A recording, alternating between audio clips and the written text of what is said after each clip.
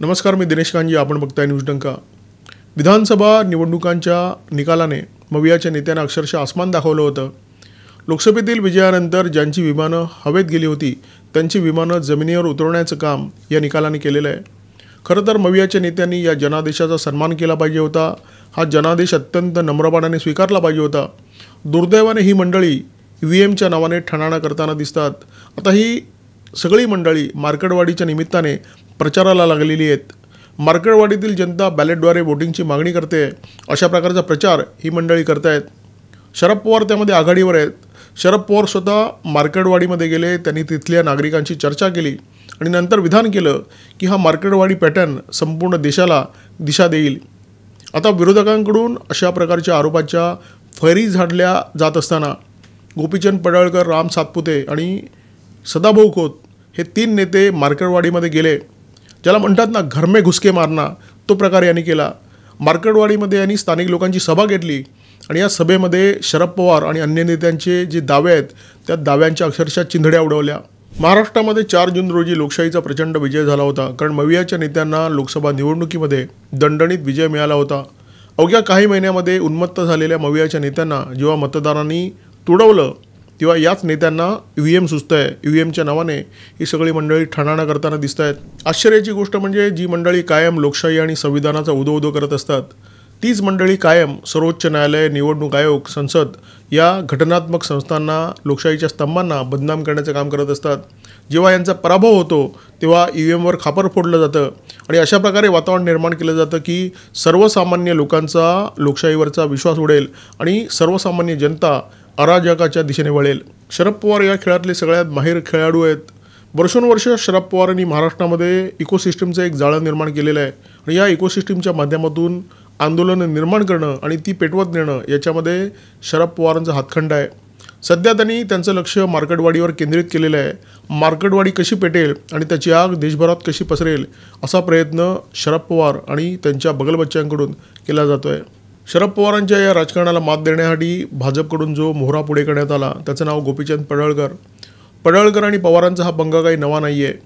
पडळकर गेली अनेक वर्ष पवारांच्या राजकारणावर जबरदस्त त्वेषाने टीका करतायत. काही महिन्यापूर्वी चौंडी येथे पुण्यश्लोक अहिल्यादेवी होळकर यांच्या पुतळ्याचं अनावरण होणार होतं आणि ते जेव्हा शरद पवारांच्या हस्ते होणार आहे हे पडळकरांना कळलं तेव्हा त्या पुतळ्याचं अनावरण शरद पवारांच्या अपवित्र हाताने होऊ नये. म्हणजे अपवित्र हा पडळकरांचा शब्द आहे, माझा नाही आहे.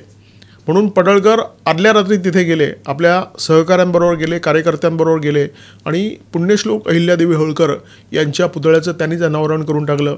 आता मार्कडवाडीच्या निमित्ताने पडळकर यांचं हे पवार प्रेम पुन्हा एकदा उफाळून आलेलं आहे आणि पवारांना चोख उत्तर देण्यासाठी गोपीचंद पडळकर, राम सातपुते आणि सदाभाऊ खोत हे 3 नेते मार्कडवाडीमध्ये गेले आणि शरद पवार मार्कडवाडीच्या निमित्ताने नेमकं काय करू इच्छितात याचा भांडाफोड पडळकर यांनी मार्कडवाडीतल्या स्थानिक लोकांच्या समोर केला आणि तो इतका तर्कशुद्धपणे केला की तो नाकारता येणं कठीण आहे. महाविकास आघाडीचे नेते ज्या मार्कडवाडी पॅटर्नचा प्रचंड गवगावा करत आहेत तो खरोखरच मार्कडवाडीतल्या स्थानिक लोकांचा आवाज आहे की बाहेरून जमवलेल्या गर्दीचा. बाहेरून गर्दी जमवणं हा काही फार मोठा विषय नाही आणि राष्ट्रवादी शपथच्या नेत्यांना याच्यामध्ये विशेष प्रावीण्य प्राप्त आहे. लोकसभा निवडणूक असो किंवा विधानसभा निवडणूक, सभा आणि मोर्चांना अशा प्रकारची गर्दी एकत्र करण्यात आली होती. महिलांना 500-500 रुपये देऊन जमवण्यात आलं होतं आणि सभा मोर्चा संपल्यानंतर त्यांना पैसे न देता त्यांची रवानगी करण्यात आली होती. अनेक चॅनलच्या माध्यमातून अशा प्रकारच्या बातम्या निवडणुकाच्या काळामध्ये आपण पाहिल्या असतील. त्यामुळे या प्रश्नाचं उत्तर जर शोधायचं आहे तर मार्कडवाडीमध्ये जाणं भाग होतं. म्हणून पडळकर, सातपुते आणि खोत हे 3 नेते मार्कडवाडीमध्ये गेले. त्यांनी स्थानिक लोकांना एकत्र केलं, त्यांची सभा घेतली आणि त्या सभेच्या माध्यमातून त्यांनी काही प्रश्न उपस्थित केले. या सभेला चांगली गर्दी जमली होती. लोक कॅमेऱ्याच्या समोर आपलं आधार कार्ड झळकवत होते आणि सांगत होते की आम्ही स्थानिक आहोत, आम्ही EVMवर मतदान केलेलं आहे आणि EVMवर केलेल्या मतदानावर आमचा पूर्णपणे विश्वास आहे. मार्कडवाडीला पुढे करून शरद पवार जातीचं राजकारण खेळत आहेत अशा प्रकारचा आरोप गोपीचंद पडळकर यांनी केला. आता लोकांना प्रश्न पडला की मार्कडवाडीचा आणि जातीच्या राजकारणाचा संबंध कसा काय येतो. बॅलेटद्वारे मतदान आणि जातीच्या राजकारणाचा संबंध पडळकरांनी कसा काय जोडला. पडळकरांनी त्याचा खुलासासुद्धा केला. मार्कडवाडी हे धनगर बहुल गाव आहे आणि धनगर समाजाचा लोकशाही पद्धतीवर अजिबात विश्वास नाही आहे, त्यांचा मतदानावर विश्वास नाही आहे, त्यांचा EVMवर विश्वास नाही आहे. अशा प्रकारचा प्रचार करण्यात येतो आहे जेणेकरून धनगर समाज हा लोकशाही विरोधी आहे अशा प्रकारची त्याची प्रतिमा निर्माण होईल, म्हणून इतकी गावं असताना धनगर बहुल असलेल्या मार्कडवाडीची निवड करण्यात आली, असा घणाघात पडळकरांनी या सभेमध्ये केलेला आहे. पडळकर यांनी जो शरद पवारांवर आरोप केलेला आहे तो खरा असण्याची शक्यता आहे, कारण धनगर समाज हा भाजपचा परंपरागत मतदार राहिलेला आहे. मनोज जरांगेंनी आरक्षणासाठी जे महाराष्ट्रामध्ये आंदोलन केलं, स्वाभाविक प्रतिक्रिया म्हणून इतर जो समाज आहे तो भाजपच्या पाठीशी ठामपणे उभा राहिला.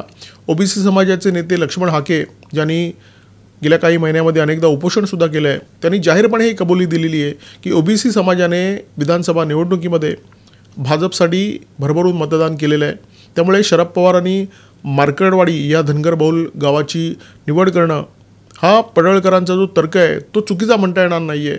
मार्कडवाडीच का, याचं उत्तर पडळकरांनी या सभेमधून दिलेलं आहे. माळशिरस मतदारसंघातलं एक गाव म्हणजे मार्कडवाडी.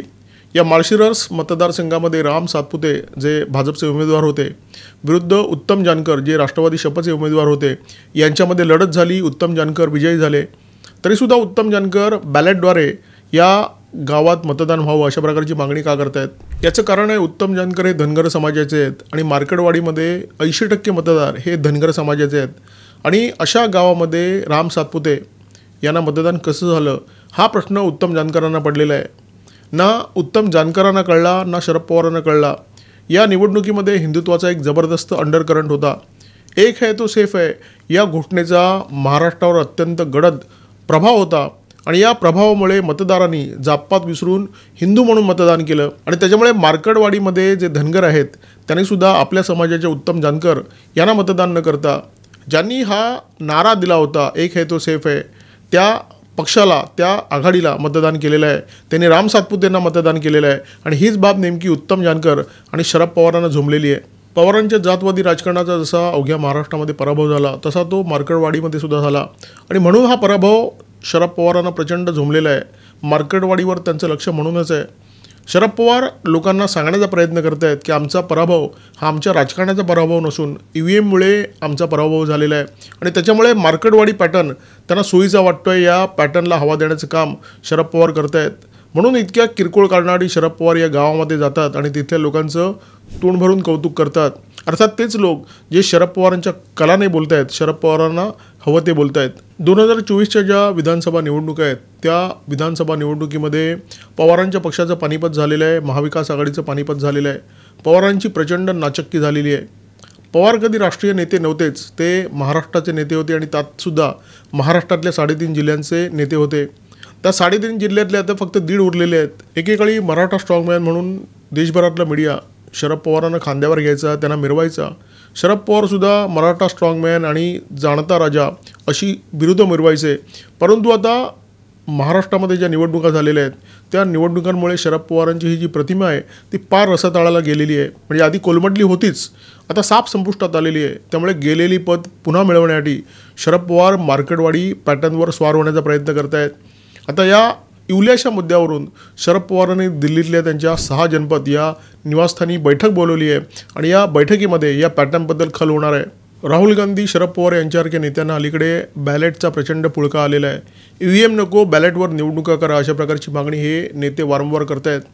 ते का करत आहेत त्याचं कारण गोपीचंद पडळकर यांनी एका उदाहरणातून उलगडलं. डॉक्टर बाबासाहेब आंबेडकर जेव्हा भंडाऱ्यातून लोकसभेची निवडणूक लढले, या निवडणुकीमध्ये त्यांचा फक्त 17,000 मतांनी पराभव झाला होता. परंतु या निवडणुकीमध्ये 72,000 मतं अवैध ठरली होती. कल्पना करा की बॅलेटवर मतदान जेव्हा होतं तेव्हा किती संदिग्धता असते आणि ही संदिग्धता EVMमुळे पूर्णपणे संपुष्टात आलेली आहे. म्हणून या नेत्यांना EVM नको आहे. कारण बॅलेटमध्ये जेव्हा निवडणूक होत होती तेव्हा मतपेट्या पळवणं, मतपेट्या जाळणं, निवडणूक अधिकारी मॅनेज करणं आणि सगळ्या प्रकारची झुलझपाटी करणं काँग्रेसला शक्य होतं. आता ते शक्य होत नाही आहेत. म्हणून काँग्रेसला EVM नको आहे. म्हणून काँग्रेसला बॅलेटवर निवडणुका हव्या आहेत. शरद पवार आणि मवियातील अन्य नेते मर्कडवाडी पॅटर्नच्या नावाने भाजपच्या भोवती जो चक्रव्यूह रचण्याचा प्रयत्न करत होते, तो चक्रव्यूह भेदण्याचा पहिला प्रयत्न भाजपने थेट मार्कडवाडीमध्ये जाऊन केलेला आहे आणि त्याचं नेतृत्व केलं आहे गोपीचंद पडळकर, राम सातपुते आणि सदाभाऊ खोत या 3 नेत्यांनी. हा प्रयत्न कितपत यशस्वी झाला ते येत्या काळात कळेलच. परंतु आजच्या सभेमध्ये गोपीचंद पडळकर यांनी जे काही तर्क मांडले ते अत्यंत भारी होते आणि त्या तर्कांची निश्चितपणे महाराष्ट्रामध्ये जबरदस्त चर्चा होणार आहे. न्यूज डंकाच्या या व्हिडिओमध्ये तुर्तास येथेच थांबतो. व्हिडिओ जर आवडला असेल तर लाईक करा, शेअर करा आणि आठवणीने सबस्क्राईब करा न्यूज डंका. आमचा व्हिडिओ जास्तीत जास्त लाईक करा, शेअर करा आणि आमचे यूट्यूब चॅनल सबस्क्राईब करा. धन्यवाद.